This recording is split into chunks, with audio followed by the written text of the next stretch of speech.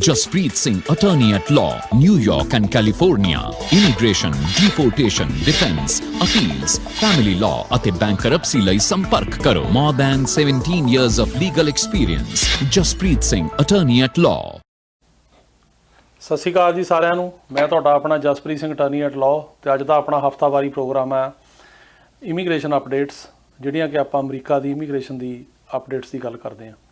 ਸਾਰਿਆਂ ਤੋਂ ਪਹਿਲਾਂ ਤਾਂ ਮੈਂ ਤੁਹਾਡਾ ਸਾਰਿਆਂ ਦਾ ਬਹੁਤ ਧੰਨਵਾਦੀ ਹਾਂ ਕਿ ਤੁਸੀਂ ਇਹਨਾਂ ਵੀਡੀਓਜ਼ ਨੂੰ ਬਹੁਤ ਲਾਈਕ ਕਰਦੇ ਹੋ, ਇਹਨਾਂ ਦੀ ਬੇਸਬਰੀ ਨਾਲ ਉਡੀਕ ਕਰਦੇ ਹੋ ਤੇ ਉਨੀ ਮੇਰੀ ਜ਼ਿਆਦਾ ਜ਼ਿੰਮੇਵਾਰੀ ਵੱਧ ਜਾਂਦੀ ਆ ਕਿ ਮੈਂ ਤੁਹਾਨੂੰ ਜਿਹੜੀ ਵੀ ਇਸ ਵੀਕ ਦੀ ਲੇਟੈਸਟ ਖਬਰ ਹੋਵੇ ਇਮੀਗ੍ਰੇਸ਼ਨ ਦੀ ਉਹ ਦੇਵਾਂ ਤੇ ਉਹਦੇ ਨਾਲ ਨਾਲ ਤੁਹਾਡੇ ਜਿਹੜੇ ਸਵਾਲਾਂ ਦੇ ਜਵਾਬ ਆ ਉਹ ਵੀ ਦੇਣ ਦੀ ਕੋਸ਼ਿਸ਼ ਕਰਾਂ। ਹੁਣ ਸਾਰਿਆਂ ਤੋਂ ਪਹਿਲਾਂ ਤਾਂ ਆਪਾਂ ਗੱਲ ਕਰਦੇ ਹਾਂ ਜਿਹੜੀਆਂ ਇੰਪੋਰਟੈਂਟ ਨਿਊਜ਼ ਨੇ ਇਸ ਹਫਤੇ ਦੀਆਂ। ਪਹਿਲੀ ਖਬਰ ਤਾਂ ਇਹ ਆ ਕਿ ਪ੍ਰੈਜ਼ੀਡੈਂਟ ਬਾਈਡਨ ਨੇ ਇੱਕ ਜਿਹੜੀ ਨੈਚੁਰਲਾਈਜੇਸ਼ਨ ਸੈਰਮਨੀ ਉਹਦੇ 'ਚ ਹਿੱਸਾ ਲਿਆ, ਜਿਹੜੀ ਕਿ ਸਿਟੀਜ਼ਨਸ਼ਿਪ ਇੱਥੇ ਜਦੋਂ ਮਿਲਦੀ ਆ ਤਾਂ ਬਕਾਇਦਾ ਜਦੋਂ ਸਹੁੰ ਚੁਕਾਈ ਜਾਂਦੀ ਆ ਉਹਨੂੰ ਇੱਕ ਜਿਹੜੀ ਹੁੰਦੀ ਸੈਰਮਨੀ ਦਾ ਆਪਾਂ ਨਾਂ ਦਿੰਦੇ ਹਾਂ, ਅਸੀਂ ਉਹਨੂੰ ਕਹਿੰਦੇ ਆ ਨੈਚੁਰਲਾਈਜੇਸ਼ਨ ਸੈਰਮਨੀ। ਤੇ ਉਹਨਾਂ ਨੇ ਇਹ ਕਿਹਾ ਕਿ ਜਿਹੜੀ ਮੇਰੀ ਸਰਕਾਰ ਦੀ ਪ੍ਰਾਇਓਰਟੀ ਉਹ ਇਹ ਹੈਗੀ ਆ ਵੀ ਜ਼ਿਆਦਾ ਤੋਂ ਜ਼ਿਆਦਾ ਲੋਕ ਜਿਹੜੇ ਆ ਉਹ ਗ੍ਰੀਨ ਕਾਰਡ ਹੋਲਡਰ ਜਿਹੜੇ ਨੇ ਅਮਰੀਕਨ ਸਿਟੀਜ਼ਨ ਬਣਨ। ਤੇ ਕਾਫੀ ਇਹੋ ਜਿਹੇ ਗ੍ਰੀਨ ਕਾਰਡ ਹੋਲਡਰ ਨੇ ਜਿਨ੍ਹਾਂ ਨੇ ਸਿਟੀਜ਼ਨਸ਼ਿਪ ਨਹੀਂ ਲਈ। ਉਹ 'ਚ ਕਈ ਵਜ੍ਹਾ ਹੁੰਦੀਆਂ ਨੇ, ਕਈਆਂ ਨੂੰ ਇੰਗਲਿਸ਼ ਦੀ ਪ੍ਰੋਬਲਮ ਹੁੰਦੀ ਆ, ਕਈਆਂ ਨੂੰ ਜਿਹੜਾ ਵੈਸੇ ਹੀ ਉਹ ਸਮਝਦੇ ਨੇ ਵੀ ਕੀ ਕਰਨੀ ਆ, ਕੀ ਲੋੜ ਆ, ਜਾਂ ਕਈਆਂ ਦਾ ਜਿਹੜਾ ਹੈਗਾ ਟਾਈਮ ਨਹੀਂ ਪੂਰਾ ਹੋਇਆ ਹੁੰਦਾ। ਪਰ ਜਿਨ੍ਹਾਂ ਦਾ ਸਾਰਾ ਟਾਈਮ ਵਗੈਰਾ ਪੂਰਾ ਹੋਇਆ, ਹੋਰ ਕੋਈ ਪ੍ਰੋਬਲਮ ਨਹੀਂ ਆ, ਉਹਨਾਂ ਨੂੰ ਸਿਟੀਜ਼ਨਸ਼ਿਪ ਜ਼ਰੂਰ ਲੈਣੀ ਚਾਹੀਦੀ ਆ। ਤੇ ਉਹਨਾਂ ਨੇ ਉਹਨਾਂ ਨੂੰ ਇਨਕਰੇਜ ਕੀਤਾ ਵੀ ਸਿਟੀਜ਼ਨਸ਼ਿਪ ਲਓ। ਉਹਨਾਂ ਨੇ ਬਲਕਿ ਇਹ ਕਿਹਾ ਅਸੀਂ ਡਰਾਈਵ ਕਰਾਂਗੇ ਅੱਡ-ਅੱਡ ਥਾਵਾਂ 'ਤੇ, ਜਿਵੇਂ ਕਿ ਪੋਸਟ ਆਫਿਸ ਦੇ ਵਿੱਚ ਜਿਹੜੀਆਂ ਹੋਰ ਗਵਰਨਮੈਂਟ ਪ੍ਰੋਪਰਟੀਜ਼ ਨੇ ਜਿਨ੍ਹਾਂ 'ਚ ਲੋਕਾਂ ਨੂੰ ਇਹ ਐਜੂਕੇਟ ਕਰਾਂਗੇ ਵੀ ਸਿਟੀਜ਼ਨਸ਼ਿਪ ਲੈਣੀ ਕਿਉਂ ਜ਼ਰੂਰੀ ਹੈ, ਲੈਣੀ ਚਾਹੀਦੀ ਆ। ਤੇ ਸਾਡੇ ਵੱਲੋਂ ਜਿੰਨੀਆਂ ਵੀ ਇਸ ਪਾਸੇ ਸਹੂਲਤਾਂ ਹੋਣਗੀਆਂ ਉਹ ਮੁਹੱਈਆ ਕਰਵਾਈਆਂ ਜਾਣਗੀਆਂ। ਸੋ ਬੜੀ ਚੰਗੀ ਗੱਲ ਆ। ਬਹੁਤ ਦੇਰ ਬਾਅਦ ਕਿਸੇ ਅਮਰੀਕਨ ਪ੍ਰੈਜ਼ੀਡੈਂਟ ਨੇ ਇਸ ਗੱਲ 'ਤੇ ਧਿਆਨ ਦਿੱਤਾ ਕਿ ਵੱਧ ਤੋਂ ਵੱਧ ਲੋਕ ਜਿਹੜੇ ਆ ਉਹ ਸਿਟੀਜ਼ਨ ਬਣਨੇ ਚਾਹੀਦੇ ਆ। ਤੇ ਹੁਣ ਆਉਣ ਵਾਲੇ ਜਿਹੜਾ ਹੈਗਾ ਦਿਨਾਂ ਦੇ ਵਿੱਚ ਐਡਮਿਨਿਸਟ੍ਰੇਸ਼ਨ ਕੀ ਕਦਮ ਚੁੱਕਦੀ ਹੈ ਆਪਾਂ ਦੇਖਾਂਗੇ, ਪਰ ਸਟੈਪ ਜਿਹੜਾ ਹੈਗਾ ਉਹ ਬਹੁਤ ਵੈਲਕਮ ਹੈ। ਤੇ ਅਸੀਂ ਵੀ ਆਪਣੇ ਵੱਲੋਂ ਸਾਰਿਆਂ ਨੂੰ ਕਹਿੰਦੇ ਆ ਵੀ ਜਿਹੜੇ ਗ੍ਰੀਨ ਕਾਰਡ ਹੋਲਡਰ ਨੇ, ਜਿਹੜੇ ਸਿਟੀਜ਼ਨ ਨਹੀਂ ਬਣੇ, ਸਿਟੀਜ਼ਨ ਬਣਨਾ ਚਾਹੀਦਾ। ਹੁਣ ਕਈਆਂ ਨੂੰ ਇੰਗਲਿਸ਼ ਦੀ ਪ੍ਰੋਬਲਮ ਹੁੰਦੀ ਆ, ਉਹਦਾ ਸੋਲਿਊਸ਼ਨ ਇਹ ਹੁੰਦਾ ਕਿ ਜੇ ਤੁਹਾਡੀ ਉਮਰ ਜ਼ਿਆਦਾ ਹੈਗੀ ਆ, ਤੁਹਾਡਾ ਜਿਹੜਾ ਡਾਕਟਰ ਆ, ਫਿਜ਼ੀਸ਼ੀਅਨ ਆ, ਉਹ N648 ਇੱਕ ਫਾਰਮ ਹੁੰਦਾ ਉਹ ਭਰ ਕੇ ਦੇਵੇ ਕਿ ਤੁਸੀਂ ਇੰਗਲਿਸ਼ ਨਹੀਂ ਸਿੱਖ ਸਕਦੇ ਕਿਉਂਕਿ ਤੁਹਾਨੂੰ ਉਹਦੇ ਵਾਸਤੇ ਕੋਈ ਮੈਡੀਕਲ ਪ੍ਰੋਬਲਮ ਹੈ। ਜਿਵੇਂ ਕਈਆਂ ਨੂੰ ਡਿਪਰੈਸ਼ਨ ਹੋ ਜਾਂਦਾ, ਕਈ ਭੁੱਲ ਜਾਂਦੇ ਆ, ਡਿਮੈਂਸ਼ੀਆ ਹੋ ਜਾਂਦਾ, ਜਾਂ ਹੋਰ ਇੱਦਾਂ ਦੀਆਂ ਪ੍ਰੋਬਲਮਸ ਹੁੰਦੀਆਂ ਨੇ ਕਿ ਤੁਸੀਂ ਨਵੀਂ ਲੈਂਗੁਏਜ ਇੱਕ ਸਰਟਨ ਏਜ ਤੋਂ ਬਾਅਦ, ਜਿਵੇਂ ਤੁਹਾਡੀ ਉਮਰ 60-65 ਸਾਲ ਤੋਂ ਉੱਪਰ ਹੈ, ਨਹੀਂ ਸਿੱਖ ਸਕਦੇ। ਜੇ ਡਾਕਟਰ ਉਹ ਫਾਰਮ ਭਰ ਕੇ ਦੇ ਦੇਵੇ ਤਾਂ ਉਹਦੇ ਨਾਲ ਜਿਹੜਾ ਟੈਸਟ ਹੈਗਾ ਇੰਗਲਿਸ਼ ਦਾ, ਜਿਹੜਾ ਕਿ ਸਿਵਿਕ ਤੇ ਹਿਸਟਰੀ ਟੈਸਟ ਹੁੰਦਾ, ਉਹ ਮਾਫ ਕੀਤਾ ਜਾ ਸਕਦਾ, ਉਹ ਮਾਫ ਹੋ ਜਾਂਦਾ। ਤੇ ਤੁਹਾਡੀ ਸਟੇ ਦੇਖ ਕੇ ਵੀ ਤੁਸੀਂ ਇੰਨੇ ਸਾਲ ਤੋਂ ਰਹਿ ਰਹੇ ਹੋ, ਕੋਈ ਕ੍ਰਾਈਮ ਨਹੀਂ ਕੀਤਾ, ਤੁਹਾਨੂੰ ਸਿਟੀਜ਼ਨਸ਼ਿਪ ਮਿਲ ਜਾਂਦੀ ਆ। ਸੋ ਇਹ ਇੱਕ ਰਸਤਾ ਹੈਗਾ ਜਿਹੜਾ ਕਿ ਜੈਨੂਇਨ ਕੇਸਾਂ ਲਈ ਆ, ਵੀ ਜਿਨ੍ਹਾਂ ਨੂੰ ਕੋਈ ਮੈਡੀਕਲ ਪ੍ਰੋਬਲਮ ਹੈਗੀ ਆ, ਕਿਉਂਕਿ ਹੁੰਦੀ ਆ ਕਈਆਂ ਨੂੰ ਉਮਰ ਕਰਕੇ, ਮਤਲਬ ਡਿਪਰੈਸ਼ਨ ਹੋ ਜਾਂਦਾ ਜਾਂ ਭੁੱਲ ਜਾਂਦੇ ਆ ਜਾਂ ਸਟ੍ਰੈਸ ਡਿਸਆਰਡਰ ਹੋ ਜਾਂਦਾ, ਉਹ ਆਪਣੇ ਡਾਕਟਰ ਕੋਲੋਂ ਚੈੱਕਅਪ ਕਰਾਉਣ। ਤੇ ਜਿਨ੍ਹਾਂ ਨੂੰ ਪ੍ਰੋਬਲਮ ਹੈਗੀ ਆ ਉਹ ਇੱਕ ਤਾਂ ਉਹਦੇ ਬਾਰੇ ਦਵਾਈ ਵੀ ਲੈਣ ਤੇ ਪਲੱਸ ਨਾਲ ਉਹਨਾਂ ਕੋਲ ਫਾਰਮ ਭਰਾ ਲੈਣ N648 ਤੇ ਉਹ ਫਾਰਮ ਭਰ ਕੇ ਫਿਰ ਟੈਸਟ ਜਿਹੜਾ ਹੈਗਾ ਉਹ ਮਾਫ ਕੀਤਾ ਜਾ ਸਕਦਾ। ਦੂਜੀ ਜਿਹੜੀ ਇੰਪੋਰਟੈਂਟ ਖਬਰ ਹੈਗੀ ਆ ਉਹ ਹੈਗੀ ਆ ਸੁਪਰੀਮ ਕੋਰਟ ਵੱਲੋਂ ਕਿ ਅਮਰੀਕਨ ਸੁਪਰੀਮ ਕੋਰਟ ਨੇ ਕੈਲੀਫੋਰਨੀਆ ਦਾ ਜਿਹੜਾ ਡੋਨਰ ਡਿਸਕਲੋਜ਼ਰ ਰਿਕੁਆਇਰਮੈਂਟ ਸੀਗੀ ਇੱਕ ਲਾਅ ਦੇ ਵਿੱਚ, ਉਹਨੂੰ ਇਨਵੈਲੀਡੇਟ ਕਰ ਦਿੱਤਾ। So supreme court on Thursday invalidated a California rule that requires charitable organizations to disclose the names of contributors in a case that could impact the future of dark money politics। ਇਹ ਇਸ ਤਰ੍ਹਾਂ ਹੈ ਕਿ California ਦਾ ਇੱਕ case ਸੀਗਾ ਜਿਹੜਾ ਕਹਿੰਦਾ ਸੀ ਕਿ ਜਿਹੜੇ ਨਾਨ ਪ੍ਰੋਫਿਟ ਆਰਗੇਨਾਈਜੇਸ਼ਨ ਨੂੰ ਡੋਨੇਸ਼ਨ ਦਿੰਦੇ ਆ ਲੋਕੀ, ਉਹਦੀ ਜਿਹੜੀ ਇਨਫੋਰਮੇਸ਼ਨ ਹੈਗੀ ਆ ਉਹ ਕੈਲੀਫੋਰਨੀਆ ਦੇ ਅਟਾਰਨੀ ਜਨਰਲ ਨੂੰ ਜਾਊਗੀ। ਉਹਦਾ ਮਤਲਬ ਇਹ ਸੀ ਕਿ ਲੋਕ ਕੋਈ ਇਹੋ ਜਿਹੇ ਬੰਦੇ ਡੋਨੇਸ਼ਨਾਂ ਨਾ ਦੇਣ ਜਿਹੜੇ ਕਿ ਜਿਨ੍ਹਾਂ ਕੋਲ ਕਿ ਬਹੁਤ ਜ਼ਿਆਦਾ ਪੈਸਾ ਹੈਗਾ ਤੇ ਉਹਨਾਂ ਦਾ ਜਿਹੜਾ ਪਰਪਸ ਡੋਨੇਸ਼ਨ ਦੇਣਾ ਨਹੀਂ ਆ, ਉਹ ਕੋਈ ਪਿੱਛੇ ਹੋਰ ਪਰਪਸ ਆ। ਤੇ ਜਾਂ ਆਪਣੇ ਪੈਸੇ ਨੂੰ ਇੱਧਰ ਉਹ, ਜਿਵੇਂ ਕਈ ਲੋਕ ਜਿਹੜੇ ਹੁੰਦੇ ਨੇ ਉਹ ਆਪਣੇ ਜਿਹੜਾ ਉਹਨਾਂ ਕੋਲ ਪੈਸਾ ਹੈਗਾ ਉਹਨੂੰ ਕਿਸੇ ਮਤਲਬ ਤਰੀਕੇ ਦੇ ਨਾਲ ਉਹਨੂੰ, ਜਿਵੇਂ ਆਪਾਂ ਕਹਿੰਦੇ ਆ, ਵਾਈਟ ਕਰਦੇ ਆ ਪੈਸੇ ਨੂੰ, ਜਾਂ ਉਹਦਾ ਜਿਹੜਾ ਹੈਗਾ ਲੈਜੀਟੀਮੇਟ ਯੂਜ਼ ਕਰਨ ਦੀ ਕੋਸ਼ਿਸ਼ ਕਰਦੇ ਆ। ਤੇ ਉਹ ਜਿਹੜੇ ਬੰਦੇ ਨੇ ਉਹ ਸਾਹਮਣੇ ਆਉਣ ਵੀ ਕੌਣ ਬੰਦਾ ਕਿੰਨੇ ਪੈਸੇ ਦੇ ਰਿਹਾ ਤੇ ਕਿੱਥੋਂ ਪੈਸਾ ਉਹਦੇ ਕੋਲੇ ਆਇਆ। ਸੋ ਇਹ ਜਿਹੜੀ ਗੱਲ ਆ ਉਹ ਉਹਨਾਂ ਨੇ ਬੇਸਿਕਲੀ ਜਿਹੜੀ ਆ ਉਹ ਇਸ ਕਾਨੂੰਨ ਦੇ ਵਿੱਚ ਕਹੀ ਤੇ ਉਹਨਾਂ ਨੇ ਜਿਹੜਾ ਕਾਨੂੰਨ ਸੀਗਾ ਇਹ ਕਾਨੂੰਨ ਨੂੰ ਜਿਹੜਾ ਇਨਵੈਲੀਡੇਟ ਕਰ ਦਿੱਤਾ ਸੁਪਰੀਮ ਕੋਰਟ ਨੇ। ਸੁਪਰੀਮ ਕੋਰਟ ਨੇ ਕਿਹਾ ਵੀ ਜਿਹੜੇ ਵੀ ਡੋਨਰ ਹੈਗੇ ਆ ਉਹਨਾਂ ਨੂੰ ਕੋਈ ਲੋੜ ਨਹੀਂ ਹੈਗੀ ਕਿ ਉਹ ਇਹ ਦੱਸਣ ਕਿ ਕਿੰਨਾ ਪੈਸਾ ਦੇ ਰਿਹਾ, ਕਿਹਨੂੰ ਦੇ ਰਿਹਾ, ਕਿਉਂ ਦੇ ਰਿਹਾ, ਕਿੱਥੋਂ ਆਇਆ। ਤੇ ਇਹ ਉਹ ਕਹਿੰਦੇ ਵੀ ਉਹਨਾਂ ਦੀ ਜਿਹੜੀ ਫਰੀडम ਹੈ ਉਹਦੇ 'ਚ ਰੁਕਾਵਟ ਆ। ਸੋ ਇਹ ਜਿਹੜਾ ਸਟੇਟ ਲਾਅ ਸੀਗਾ ਇਹਦੇ ਅਗੇਂਸਟ ਜਿਹੜਾ ਕੇਸ ਸੀ ਇਹ ਕੀਤਾ ਜੀ conservative non profits American for prosperity foundation ਨੇ। ਤੇ ਉਹਨੇ ਇਹ ਕਿਹਾ ਕਿ ਜਿਹੜਾ ਇਹ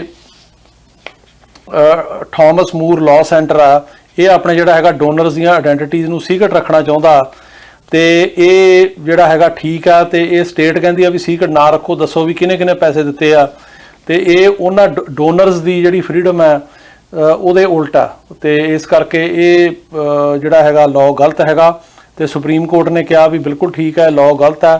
ਤੇ ਇਸ ਲਾਅ ਨੂੰ ਜਿਹੜਾ ਹੈਗਾ ਉਹਨਾਂ ਨੇ ਇਨਵੈਲਿਡੇਟ ਕਰ ਦਿੱਤਾ। ਹੁਣ ਜਿਹੜਾ ਹੈਗਾ ਉਹ ਇਹਦਾ ਇੰਪੈਕਟ ਹੈ ਕਿ ਜਦੋਂ ਵੀ ਕੋਈ ਬੰਦਾ ਕਿਸੇ ਨਾਨ ਪ੍ਰੋਫਿਟ ਆਰਗੇਨਾਈਜੇਸ਼ਨ ਨੂੰ ਪੈਸੇ ਦਿੰਦਾ, ਡੋਨੇਸ਼ਨ ਦਿੰਦਾ, ਤਾਂ ਉਹਦਾ ਨਾਂ ਜਿਹੜਾ ਹੈਗਾ ਉਹ ਡਿਸਕਲੋਜ਼ ਨਹੀਂ ਕੀਤਾ ਜਾਊਗਾ। ਖਾਸ ਕਰਕੇ ਜਿਹੜੀ ਸਟੇਟ ਦੀ ਗਵਰਨਮੈਂਟ ਆ, ਸਟੇਟ ਦਾ ਅਟਾਰਨੀ ਜਨਰਲ ਹੈ ਜਾਂ ਹੋਰ ਲਾਅ ਇਨਫੋਰਸਮੈਂਟ ਏਜੰਸੀਆਂ ਨੇ, ਉਹਨਾਂ ਨੂੰ ਉਹਦਾ ਨਾਂ ਜਿਹੜਾ ਉਹ ਡਿਸਕਲੋਜ਼ ਨਹੀਂ ਕੀਤਾ ਜਾਏਗਾ।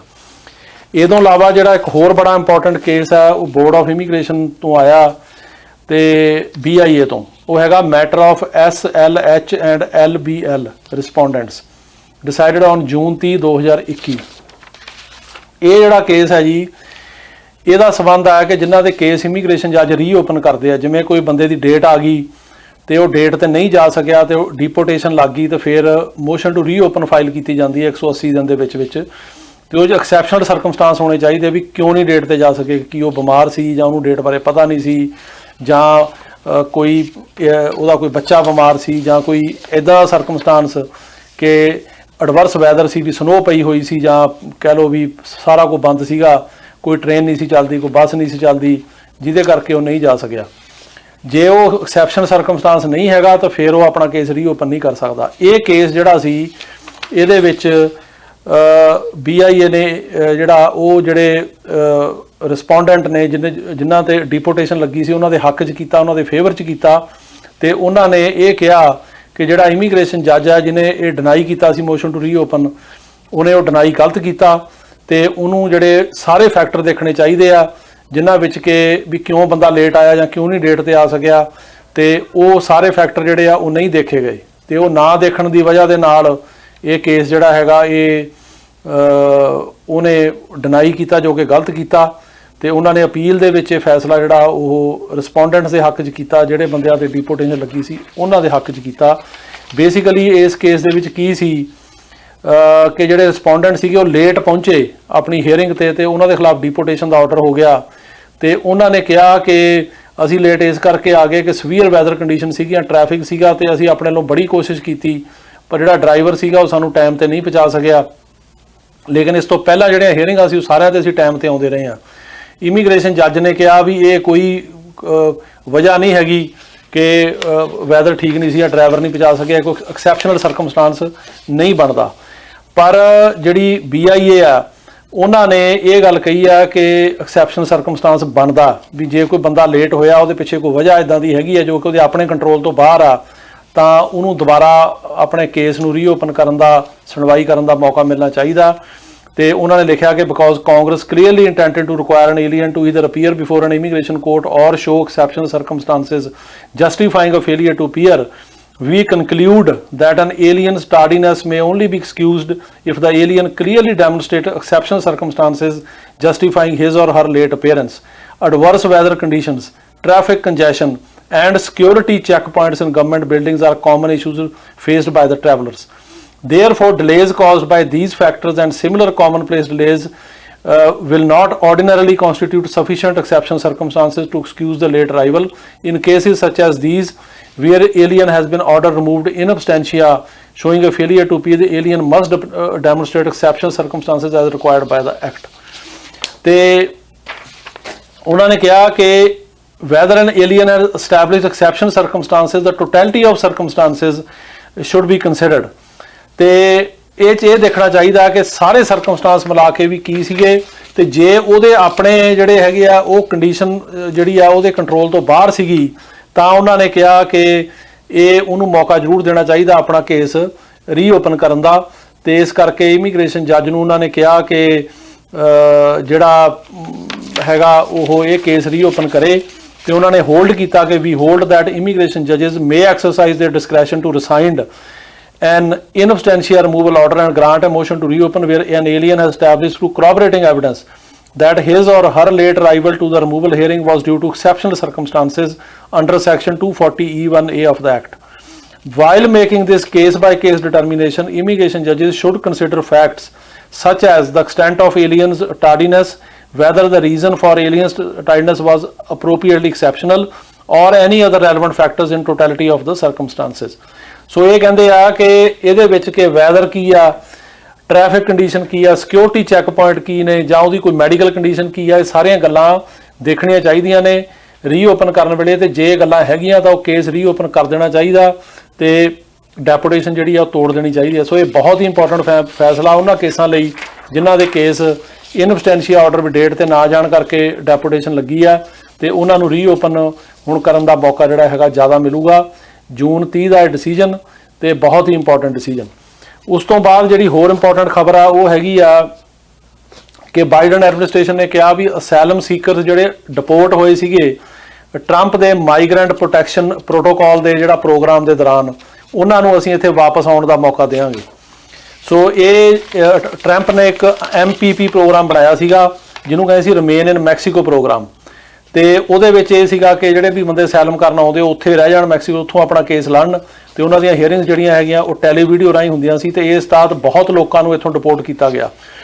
ਤੇ ਉਹ ਹੁਣ ਜਿਹੜੇ ਬੰਦੇ ਕਿ MPP ਕਰਕੇ ਡਿਪੋਰਟ ਕੀਤੇ ਗਏ ਆ ਉਹਨਾਂ ਨੂੰ ਵਾਪਸ ਆਉਣ ਦਾ ਮੌਕਾ ਅਮਰੀਕਾ ਸਰਕਾਰ ਦੇਵੇਗੀ। ਤੇ ਲਗਭਗ ਇਹ ਕਹਿੰਦੇ ਵੀ 70,000 ਇਹੋ ਜਿਹੇ ਬੰਦੇ ਸੀ ਜਿਹੜੇ ਕਿ ਅਸਾਈਲਮ ਲੈਣ ਆਏ ਤੇ ਉਹਨਾਂ ਨੂੰ ਮੈਕਸੀਕੋ ਭੇਜ ਦਿੱਤਾ ਗਿਆ ਤੇ ਉਹ ਜ਼ਿਆਦਾਤਰ ਕਿ ਸੈਂਟਰਲ ਅਮਰੀਕਨ ਕੰਟਰੀਜ਼ ਸੱਚ ਐਜ਼ ਹੰਡੋਰਸ, ਐਲ ਸੈਲਵਾਡੋਰ ਤੇ ਗੁਆਟੇਮਾਲਾ ਦੇ ਰਹਿਣ ਵਾਲੇ ਸੀਗੇ ਤੇ ਉਹਨਾਂ ਨੂੰ ਇੱਥੇ ਅਸਾਈਲਮ ਜਿਹੜਾ ਅਪਲਾਈ ਕਰਨ ਦਾ ਮੌਕਾ ਨਹੀਂ ਦਿੱਤਾ ਗਿਆ ਤੇ ਉਹਦੇ ਕਰਕੇ ਸਰਕਾਰ ਜਿਹੜੀ ਆ ਉਹ ਇਹ ਕਹਿ ਰਹੀ ਆ ਕਿ ਉਹਨਾਂ ਨੂੰ ਦੁਬਾਰਾ ਮੌਕਾ ਜਿਹੜਾ ਉਹ ਦਿੱਤਾ ਜਾਊਗਾ। ਤੇ ਇਹ ਹੁਣ ਇਹਦੇ 'ਚ ਕੌਣ ਆਉਂਦਾ ਕੌਣ ਨਹੀਂ, ਇਹਦੇ ਬਾਰੇ ਜਿਹੜੀ ਹੈਗੀ ਆ ਡਿਟੇਲ ਉਹ ਅਸੀਂ ਤੁਹਾਨੂੰ ਆਉਣ ਵਾਲੇ ਪ੍ਰੋਗਰਾਮਾਂ ਦੇ ਵਿੱਚ ਦੇਵਾਂਗੇ ਜਿਵੇਂ ਜਿਵੇਂ ਆਊਟਲਾਈਨ ਹੋਏਗੀ। ਪਰ ਇਹਦੇ 'ਚ ਸਾਨੂੰ ਇਹ ਲੱਗਦਾ ਵੀ ਜਿਨ੍ਹਾਂ ਦੇ ਕੇਸ ਇਮੀਗ੍ਰੇਸ਼ਨ ਜੱਜਾਂ ਦੁਆਰਾ ਡਿਨਾਈ ਕੀਤੇ ਨੇ, ਜਿਵੇਂ ਕਿਸੇ ਦੀ ਪੂਰੀ ਹੀਅਰਿੰਗ ਹੋ ਗਈ ਉਦੋਂ ਬਾਅਦ ਕੇਸ ਰਿਫਿਊਜ਼ ਕਰਤਾ, ਉਹ ਡਿਪੋਰਟ ਕੀਤਾ, ਉਹ ਤਾਂ ਨਹੀਂ ਇਹਦੇ 'ਚ ਆਉਣ ਲੱਗੇ। ਪਰ ਜ਼ਿਆਦਾ ਬੰਦੇ ਉਹੀ ਆਉਣਗੇ ਜਿਨ੍ਹਾਂ ਦੇ ਕੇਸ ਸੁਣੇ ਹੀ ਨਹੀਂ ਗਏ ਜਾਂ ਜਿਨ੍ਹਾਂ ਨੂੰ ਇਮੀਗ੍ਰੇਸ਼ਨ ਜੱਜ ਤੱਕ ਪਹੁੰਚਣ ਦਾ ਮੌਕਾ ਹੀ ਨਹੀਂ ਦਿੱਤਾ ਗਿਆ। ਤੇ ਇਹ ਹੁਣ ਜਿਹੜੇ ਮਾਈਗ੍ਰੈਂਟ ਪ੍ਰੋਟੈਕਸ਼ਨ ਪ੍ਰੋਟੋਕਾਲ ਦੇ ਅੰਡਰ ਆਉਂਦੇ ਆ ਉਹ ਬੰਦੇ ਨੇ, ਹੁਣ ਉਹਦੇ ਅੰਡਰ ਕਿਹੜਾ ਕਿਹੜਾ ਆਉਂਦਾ ਇਹ ਦੇਖਣ ਵਾਲੀ ਗੱਲ ਆ। ਜਿਹਦੇ ਤੇ MPP ਨਹੀਂ ਲੱਗੀ ਉਹ ਇਹ ਬੰਦੇ 'ਚ ਸ਼ਾਮਲ ਨਹੀਂ ਹੋਣਗੇ, ਪਰ ਜਿਹੜੇ ਤੇ ਲੱਗੀ ਆ ਉਹ ਇਹਦੇ 'ਚ ਆਪਣਾ ਕੇਸ ਜਿਹੜਾ ਹੈਗਾ ਉਹ ਦੁਬਾਰਾ ਇੱਥੇ ਆਏ ਖਿਲਾ ਸਕਦੇ ਆ। ਤੇ ਇਹਦੇ ਬਾਰੇ ਆਉਂਦੇ ਹੁਣ ਸਮੇਂ 'ਚ ਪਤਾ ਲੱਗੂਗਾ ਵੀ ਇਹਦੇ ਜਦੋਂ ਵੀ ਕਿਹੜੇ ਕਿਹੜੇ ਬੰਦੇ ਇਹਦੇ ਲਈ ਕੁਆਲੀਫਾਈ ਜਾਂ ਕਿਸ ਤਰ੍ਹਾਂ ਕਰਨਗੇ। ਤੇ ਇਸ ਤੋਂ ਇਲਾਵਾ ਜਿਹੜੀ ਅਗਲੀ ਖਬਰ ਹੈਗੀ ਆ ਉਹ ਇਹ ਹੈਗੀ ਆ ਕਿ ਜਿਹੜੀ ਟਰੰਪ ਆਰਗੇਨਾਈਜੇਸ਼ਨ ਹੈਗੀ ਆ ਤੇ ਉਹਦਾ ਜਿਹੜਾ ਚੀਫ ਫਾਈਨੈਂਸ਼ੀਅਲ ਅਫਸਰ ਆ ਉਹਦੇ ਖਿਲਾਫ ਇੰਡਾਈਟਮੈਂਟ, ਕ੍ਰਿਮੀਨਲ ਇੰਡਾਈਟਮੈਂਟ ਕਰਤੀ ਆ ਨਿਊਯਾਰਕ ਦੇ ਜਿਹੜੀ ਹੈਗੀ ਆ ਉਹ ਡਿਸਟ੍ਰਿਕਟ ਅਟਰਨੀ ਨੇ ਤੇ ਨਿਊਯਾਰਕ ਦੀ ਜਿਹੜੀ ਹੈਗੀ ਆ ਕੋਰਟ ਦੇ ਵਿੱਚ।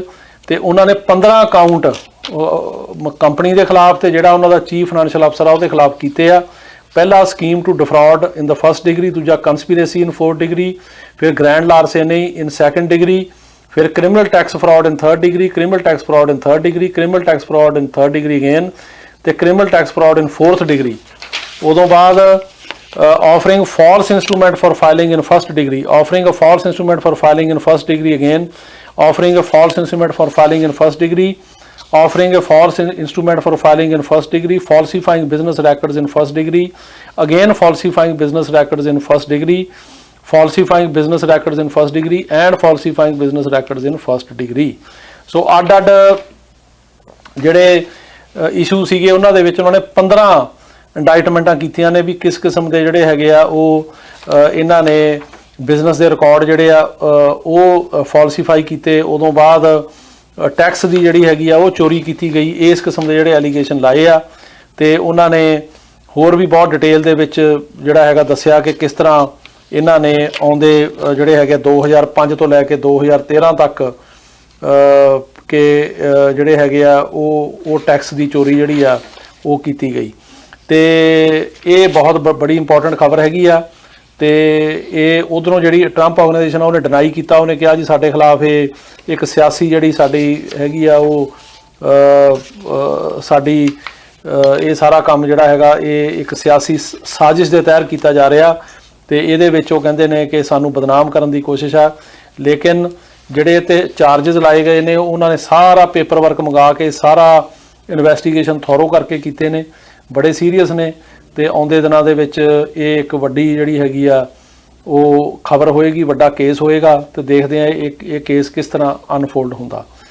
ਤੇ ਇਹਦੇ ਨਾਲ ਜਿਹੜੀ ਹੋਰ ਇੰਪੋਰਟੈਂਟ ਖਬਰ ਇੱਕ ਲਾਸਟ ਇਸ ਵੀਕ ਦੀ ਉਹ ਹੈਗੀ ਆ ਪੋਲੀਟੀਕਲ ਅਸਾਈਲਮ ਦੇ ਕੇਸਾਂ ਬਾਰੇ ਕਿ ਜਿਹੜੇ ਪੋਲੀਟੀਕਲ ਅਸਾਈਲਮ ਦੇ ਕੇਸ ਨੇ ਉਹਨਾਂ ਦੇ ਵਿੱਚ ਜਿਹੜੇ ਹੁਣ ਰਿਜ਼ਲਟ ਆ ਰਹੇ ਆ ਉਹ ਕਾਫੀ ਕੇਸਾਂ 'ਚ ਪੋਜ਼ਿਟਿਵ ਆ ਰਹੇ ਆ, ਕੇਸ ਪਾਸ ਹੋ ਰਹੇ ਆ ਤੇ ਸਾਡੀਆਂ ਆਹ 3 ਡੇਟਾਂ ਸੀਗੀਆਂ ਪਿਛਲੇ 2 ਵੀਕ ਦੇ ਵਿੱਚ ਤਾਂ 3 ਹੀ ਕੇਸ ਪਾਸ ਹੋਏ ਆ ਅਸਾਈਲਮ ਦੇ।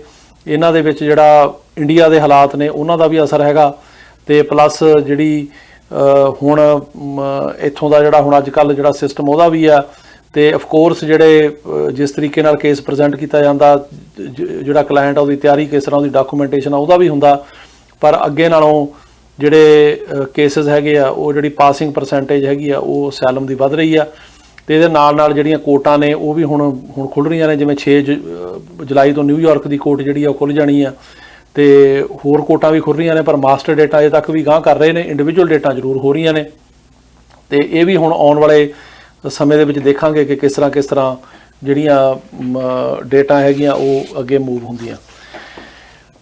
ਵੀਜ਼ਾ ਬੁਲੇਟਿਨ ਜੁਲਾਈ 2021 ਦਾ ਆ ਗਿਆ ਤੇ ਇਦੋਂ ਪਹਿਲਾਂ ਕਿ ਆਪਾਂ ਤੁਹਾਡੇ ਸਵਾਲਾਂ ਦੇ ਜਵਾਬ ਦਈਏ ਇਹਦੇ ਬਾਰੇ ਗੱਲ ਕਰ ਲਈਏ ਕਿ ਜਿਹੜੀ F4 ਕੈਟਾਗਰੀ ਭਰਾ ਭੈਣ ਦੀ ਕੈਟਾਗਰੀ ਆ ਇਹ ਮੂਵ ਹੋਈ ਆ ਜੀ 15 ਅਗਸਤ 2005। F3 ਕੈਟਾਗਰੀ ਜਿਹੜੀ ਮੈਰਿਡ ਬੱਚੇ ਨੇ US ਸਿਟੀਜ਼ਨ ਦੇ ਉਹ ਹੈਗੀ ਆ 1 ਨਵੰਬਰ 2008। F2B ਕੈਟਾਗਰੀ ਜਿਹੜੇ ਅਨਮੈਰਿਡ ਬੱਚੇ ਨੇ 21 ਸਾਲ ਤੋਂ ਉੱਪਰ ਗ੍ਰੀਨ ਕਾਰਡ ਹੋਲਡਰ ਦੇ ਇਹ 15 ਸਤੰਬਰ 2015। F2A ਕੈਟਾਗਰੀ ਜਿਹੜੀ ਆ ਇਹ ਹੈਗੀ ਆ ਜਿਹੜੇ ਸਪਾਊਸਿਸ ਨੇ ਤੇ 21 ਸਾਲ ਤੋਂ ਘੱਟ ਬੱਚੇ ਨੇ husband wife green card holders ਦੇ ਕਰੰਟ ਆ। ਜਿਹੜੀ F1 ਕੈਟਾਗਰੀ ਆ ਹੈਗੀ 15 ਨਵੰਬਰ 2014।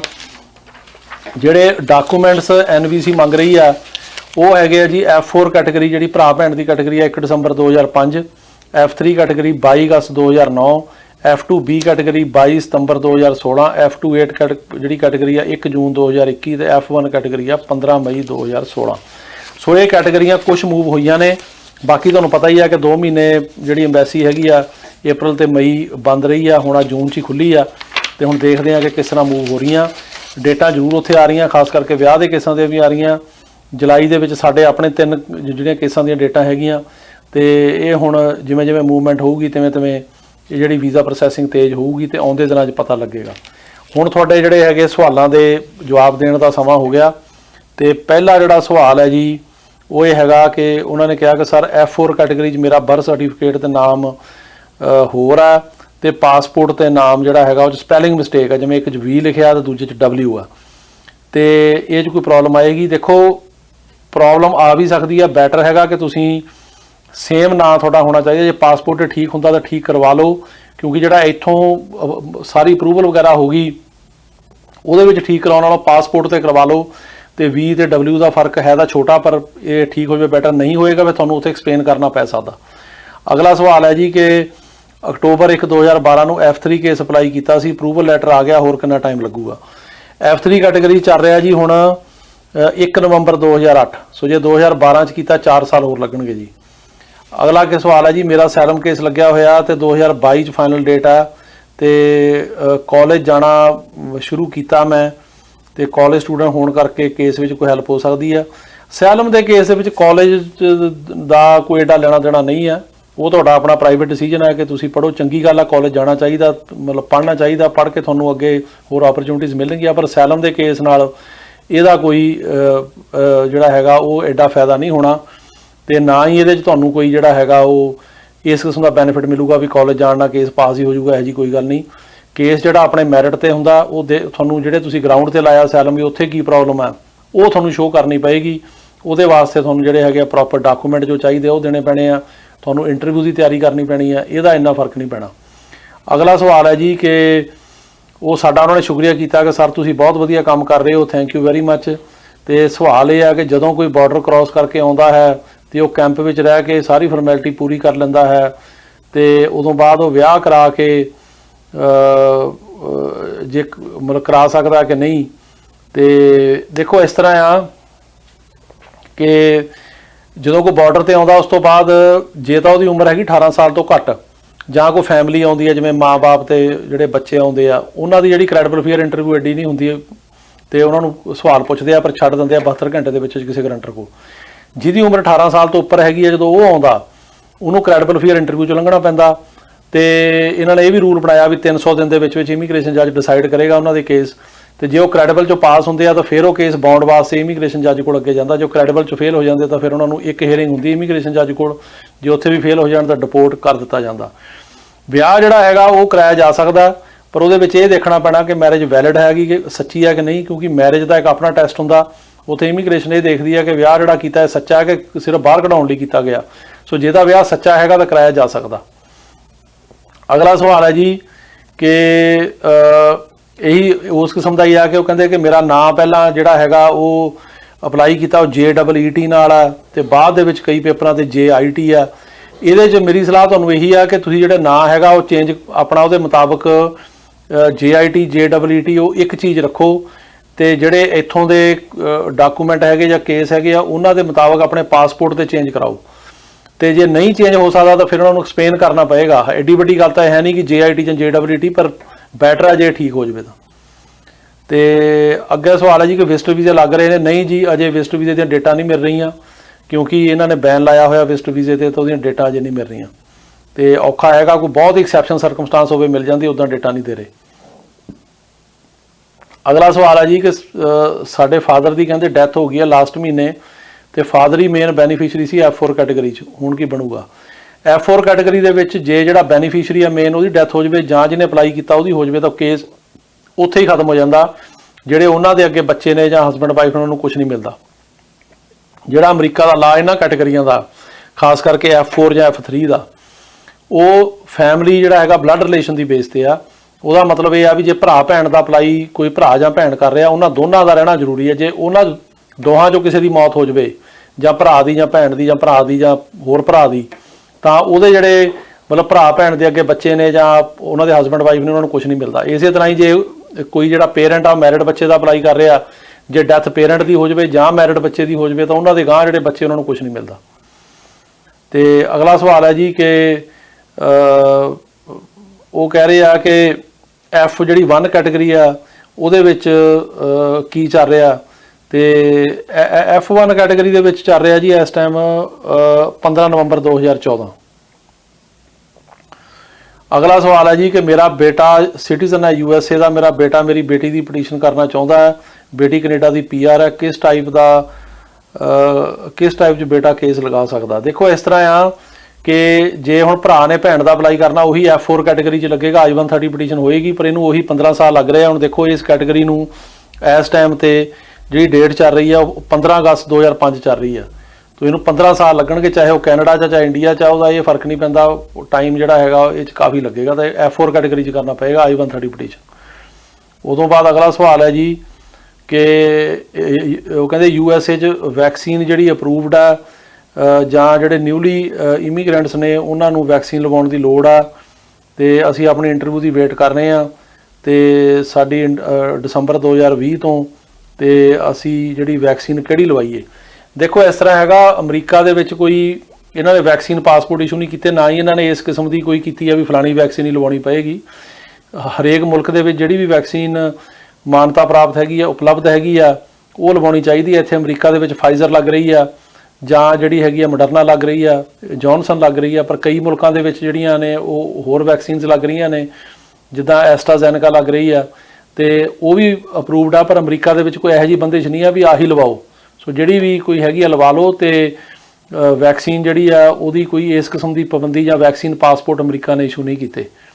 ਉਦੋਂ ਬਾਅਦ ਅਗਲਾ ਸਵਾਲ ਹੈ ਜੀ ਕਿ ਡਿਪੈਂਡੈਂਟ ਬੱਚਾ F4 ਕੈਟਾਗਰੀ ਦੇ ਵਿੱਚ CSPA ਦੇ ਅੰਡਰ ਆ ਸਕਦਾ ਜੇ 3-4 ਮਹੀਨੇ ਓਵਰ ਹੋਵੇ? ਦੇਖੋ ਇਸ ਤਰ੍ਹਾਂ ਹੁੰਦਾ, ਉਹਦੀ ਇੱਕ ਕੈਲਕੂਲੇਸ਼ਨ ਹੁੰਦੀ। ਸਵਾਲ 3-4 ਮਹੀਨੇ ਦਾ ਨਹੀਂ ਜਾਂ 3 ਸਾਲ ਦਾ ਨਹੀਂ ਹੈਗਾ। ਸਵਾਲ ਇਹ ਆ ਵੀ ਜਦੋਂ ਉਹਦੀ ਕੈਲਕੂਲੇਸ਼ਨ ਤੁਸੀਂ ਆਉਂਦੇ ਕਿ ਨਹੀਂ ਆਉਂਦੇ। CSPA ਲਈ ਜਦੋਂ ਤੁਸੀਂ ਅਪਲਾਈ ਕੀਤਾ ਕੇਸ ਫਰਕ ਤੁਹਾਡੇ ਭਰਾ ਭੈਣ ਨੇ ਜਦੋਂ ਕੀਤਾ ਉਹ ਡੇਟ ਕੀ ਆ, ਜਦੋਂ ਅਪਰੂਵਲ ਆਈ ਉਹ ਡੇਟ ਕੀ ਆ, ਫਿਰ ਜਦੋਂ ਤੁਹਾਡੀ ਪ੍ਰਾਇਓਰਟੀ ਡੇਟ ਕਰੰਟ ਹੋ ਗਈ ਜਿਵੇਂ ਹੁਣ ਪ੍ਰਾਇਓਰਟੀ ਡੇਟ ਚੱਲ ਰਹੀ ਆ 15 ਅਗਸਤ 2005 ਇਹ ਡੇਟ ਤੇ ਦੇਖਣਾ ਪੈਣਾ ਬੱਚੇ ਦੀ ਉਮਰ ਕਿੰਨੀ ਆ।